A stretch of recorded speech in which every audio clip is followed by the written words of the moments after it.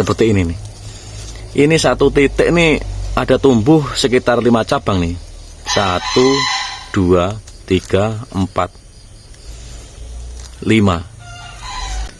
Ini akan kita kurangi nih, dikarenakan jika kita tidak memotong beberapa bagian cabang, ini akan menimbulkan pembesaran yang berlebihan pada batang nih.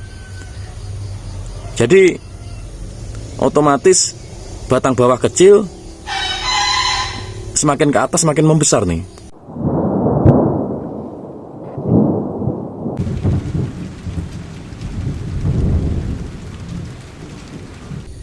Kita ada bahan serut atau bahasa populernya Strelbius asper, bergayakan rough style ya. Jadi bonsai rough style adalah bonsai yang mempunyai kehidupan yang sangat keras. Bonsai yang berawal dari bencana-bencana alam, tanah longsor atau badai angin yang kencang, akhirnya pohon tersebut akhirnya roboh atau tumbang. Setelah itu ada muncul titik-titik tunas baru yang mengarah ke atas dari pohon tersebut. Oke, kali ini saya akan mengulas bagaimana cara percepat pembesaran percabangan suatu bahan bonsai di dalam pot ketika kita melakukan pengelosan. Sebaiknya kita tidak bisa nih seperti ini ya. Jadi semuanya kita loss. Jadi nutrisi di dalam pot ini terbuang sia-sia. Beda lagi kalau kita melakukan pengelosan suatu bahan bonsai di ground, langsung di tanah. Itu tidak masalah. Dikarenakan kenapa? Akar sangat leluasa mencari nutrisi di dalam tanah. Itu kalau kita ground atau kita tanam langsung di tanah. Tetapi jika kita melakukan penanam di dalam pot, kita tidak bisa melakukan pengelosan percabangan yang kita tidak gunakan. Otomatis menghambat suatu percabangan yang nanti akan kita gunakan. Jadi nutrisi itu akan terbuang sia-sia. Jadi seperti ini nih. Seperti ini tidak kita gunakan. Kita buang saja. Nah, seperti ini nih. Jadi kita buang saja. Jadi akan kita buangi dan kita akan memotong suatu percabangan yang tumbuh ada beberapa cabang di satu titik ya. Jadi contohnya seperti ini nih. Nah, seperti ini nih. Ini satu titik nih ada tumbuh sekitar 5 cabang nih. 1, 2, 3, 4, 5. Jadi sangat wajar ya, pohon serut itu bisa satu titik tumbuh itu ada 5 percabangan seperti ini. Ini biasanya hanya ada di pohon serut. Jadi serut itu identik percabangan yang rapat dan satu titik tumbuh itu ada beberapa cabang seperti ini nih. Ini akan kita kurangi nih, dikarenakan jika kita tidak memotong beberapa bagian cabang, ini akan menimbulkan pembesaran yang berlebihan pada batang nih. Jadi otomatis batang bawah kecil, semakin ke atas semakin membesar nih. Jadi batang ini besar di atas jadinya kalau kita tidak memotong sebagian percabangan. Jadi otomatis kalau kita biarkan, batang tidak proporsional. Yang bawah kecil, yang atas malah membesar. Kita kurangi saja suatu percabangan yang menyolok ke mata ya. Jadi yang ke arah ke mata kita cutting saja.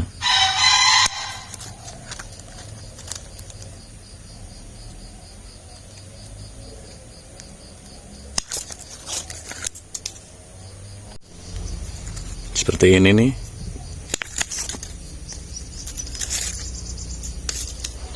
Nah, seperti ini percabangan yang double ya. Akan kita kurangi. Benjolan-benjolan seperti ini akan kita rapikan.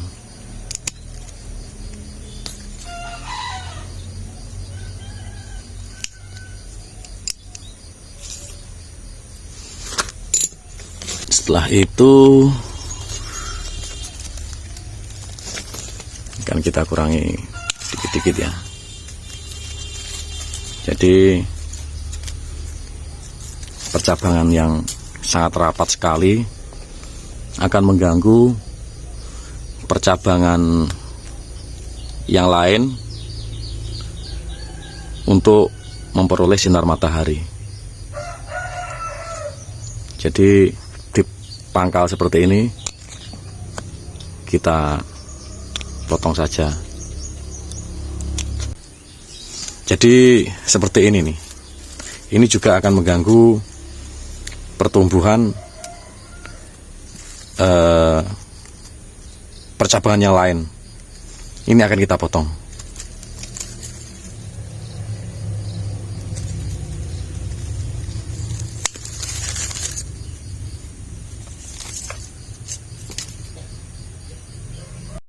Oke, pemotongan saya sudah selesai. Jadi di sini saya menyisakan ini 1, 2, 3, 4, dan ini nih 5. Jadi pertumbuhan akan kita fokuskan ke 5 titik ya. Jadi nutrisi dari tanah fokus ke 5 titik ini saja. 5 titik ini saja ya. Jadi secara otomatis nutrisi ini tidak terbuang sia-sia. Jadi pertumbuhan hanya fokus ke 5 titik. Itulah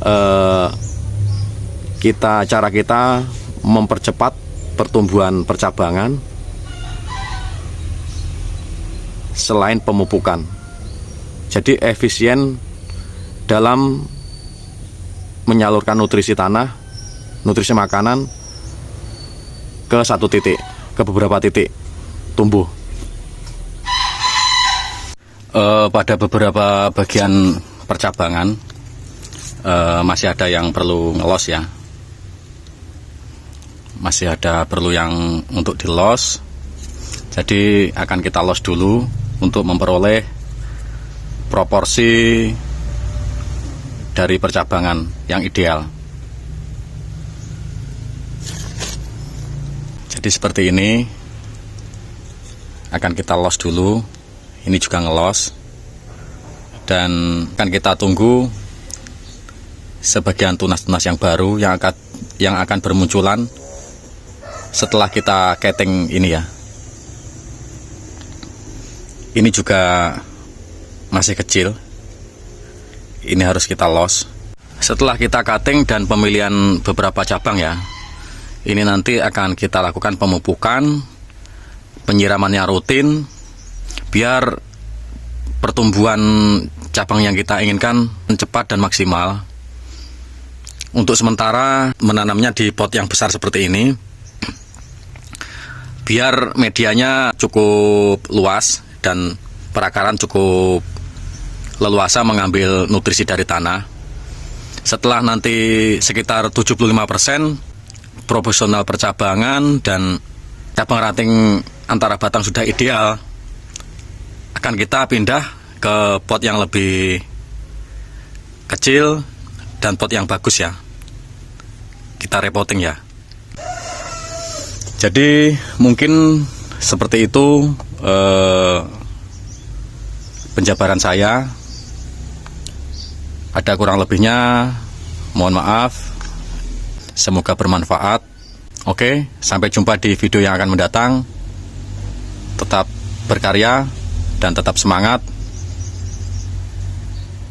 Assalamualaikum warahmatullahi wabarakatuh.